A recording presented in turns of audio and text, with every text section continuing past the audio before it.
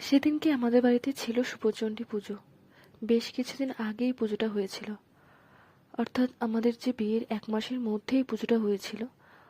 অষ্টমঙ্গলা ঘুরে এসে বা অষ্টমঙ্গলা ঘুরতে যাবার আগে এই পুজোটা করতে হয়। আর এই পুজোটা আমার প্রথম দেখা।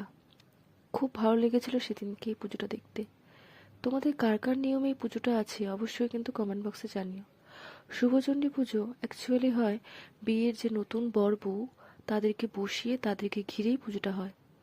বিয়ের পোশাক শাড়ি পাঞ্জাবি পরেই বসতে হয়, কিন্তু যেহেতু আমি আগের থেকেই সাজুগুজু করে ফেলেছিলাম, তাই জন্য ঠাকুরমশাই যখন এসে বলল তো গায়ে জাস্ট হালকা করে জড়িয়ে কাপড়টা বসেছিলাম। পুজোটা এত ভালো লেগেছিল, সাথে আমাদের সত্যনারায়ণ পুজোও হয়েছিল, প্লাস যজ্ঞও হয়েছিল। যেটুকু পেরেছি নিজের হাতে গুছিয়ে দিয়েছিলাম। আর সেদিনকে ভোগ হিসেবে আমাদের রান্না হয়েছিল খিচুড়ি, বেগুন ভাজা, পাঁপড় ভাজা এসব। আজকের ভিডিওটা এটুকুই। যদি ভালো লেগে থাকে অবশ্যই একটা লাইক করে দিও, আর অবশ্যই জানিও ভিডিওটা কেমন লাগলো। আজকের মতো টাটা, বাই।